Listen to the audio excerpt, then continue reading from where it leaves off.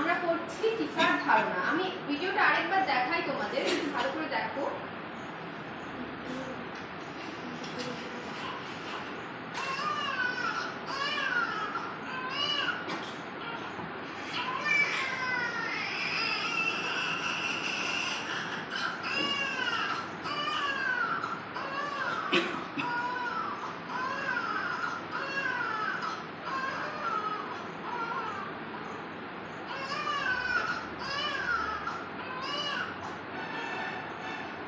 সবাই দেখলে প্রথমে এই ড্রপারে করে শিশুদের মুখে কিছু খাওয়ানো হচ্ছে। কি খাওয়ানো হচ্ছে? পোলিও। খুব ভালো। আচ্ছা, এবার হাতে পায়ে একটা কি দেওয়া হচ্ছে? ইনজেকশন। ইনজেকশনের মাধ্যমে কি দেওয়া হচ্ছে? একজন বলো, শিখা বলো। টিকা দেওয়া হচ্ছে। খুব ভালো। আর দেখবে শিশুদের হাতেও একটা দেওয়া হচ্ছে, তাই তো?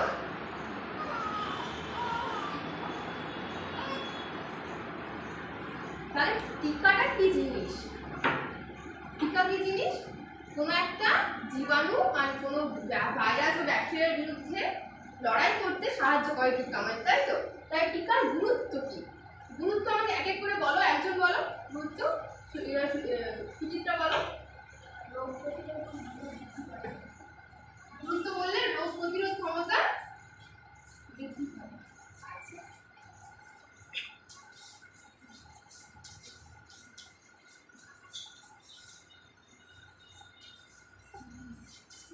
বৃদ্ধি করে, তাই তো? তা বৃদ্ধি, রোগ প্রতিরোধ ক্ষমতা বৃদ্ধি করে তো শুধুমাত্র কি একটা ওই পার্টিকুলার জীবাণুটার বিরুদ্ধেই করে, নাকি অন্যান্য রোগ জীবাণু সে সময় আক্রমণ করে তার বিরুদ্ধেও প্রতিরোধ করতে পারে? কি মনে হয় তোমাদের? পারে কি পারবে? পারবে। তাহলে গুরুত্ব একটা রোগ প্রতিরোধ ক্ষমতা বৃদ্ধি যেহেতু করতে পারে, তাহলে যে কোনো রোগের বিরুদ্ধে একটা অনাক্রম্যতা সৃষ্টি করতে পারে। তাহলে এটাও একটা গুরুত্ব আমাদের হবে, যে কোনো রোগের বিরুদ্ধে অনাক্রম্যতা। কারণ সেই সময় আমাদের কি হচ্ছে? প্রচুর অ্যান্টিবডি তৈরি হয়ে থাকছে বডিতে। যে কোনো রোগেরই সেই সময় আমাদের কিন্তু অনাক্রম্যতা তৈরি হবে। তাহলে বিভিন্ন রোগের বিরুদ্ধে প্রতিরোধ ক্ষমতা গড়ে করতে, তাই তো?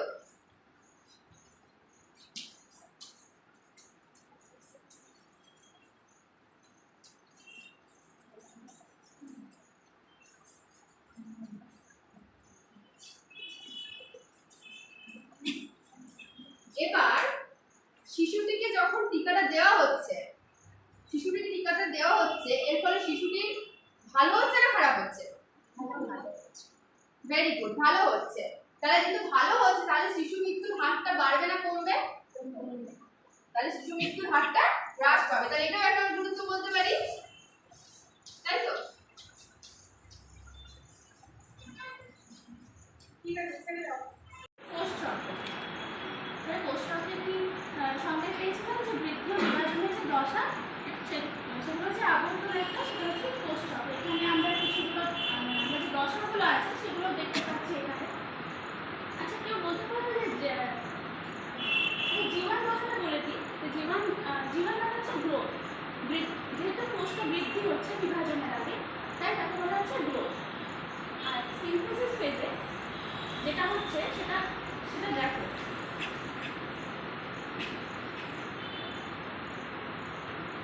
এটা হচ্ছে এটা দেখে কি মনে হচ্ছে? আচ্ছা, তাহলে কোষ্ঠকে বলছি কিছু মিল আছে, কি মনে হচ্ছে?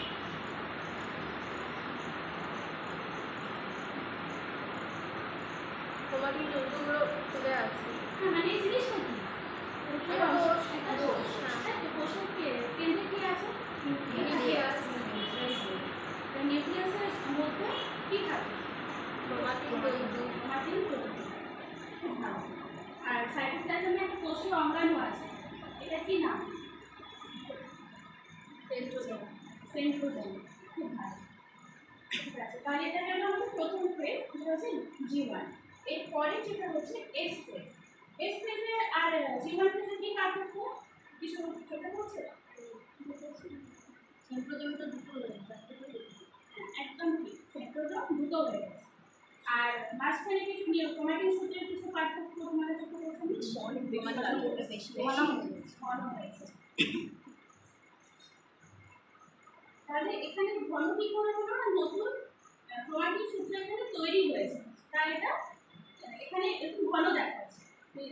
তৈরি হওয়া বা যাকে বলা হচ্ছে সংশ্লেষ, এই সংশ্লেষকে ইংরেজিতে বলে সিনথেসিস। এই সিনথেসিস থেকে এসেছে এই ফেজটার নাম। তাছাড়া বুঝতে পারলে কেন এসছে। এরপরে চলে যাচ্ছি পরের ফেজ, যেটা হচ্ছে G2। G2 এর কি পার্থক্য দেখো তো S10 এর সঙ্গে? কোষের কিছু পার্থক্য, আকারটা বেড়েছে, খুব ভালো। কোষের আকারটা এখানে বেড়েছে। এরপরের ফেজ হচ্ছে কি প্রোফেজের পার্থক্য। তো বুঝতে পারছো যে কি হয়েছে। তো একজন বলো, মনামি বলো, কি পার্থক্য দেখতে পাচ্ছ? এখানে ক্রোমাটিন সূত্র, ঘন সুনির্দিষ্ট করা হচ্ছে। হ্যাঁ তুমি স্পষ্টভাবে বুঝতে পারছো, ছড়িয়ে ছিটিয়ে নেই। তাহলে আর আর কিছু পার্থক্য দুদিকে চলে গেছে, বলো। সেন্ট্রিওলগুলো দুদিকে চলে গেছে। হ্যাঁ সেন্ট্রিওল দুদিকে চলে গেছে। আর পার্থক্য কিছু? রশ্মিগুলো দেখা যাচ্ছে। সেন্ট্রিওল থেকে বেন্ডকে তৈরি হচ্ছে। বেন্ড করতে তৈরি হয়েছে। এবার দেখো তো কি পার্থক্য দেখতে পাচ্ছ? ক্রোমোজোমগুলো দুদিকে চলে গেছে। দুদিকে চলে গেছে। আর বেন্ড কিন্তু উত্তর রেখা দক্ষিণ অর্ধ একে অপরকে ধরে রেখেছে। একে অপরকে ধরে রেখেছে। এরপরে দেখো কি পার্থক্য দেখতে পাচ্ছ? সেই আলাদা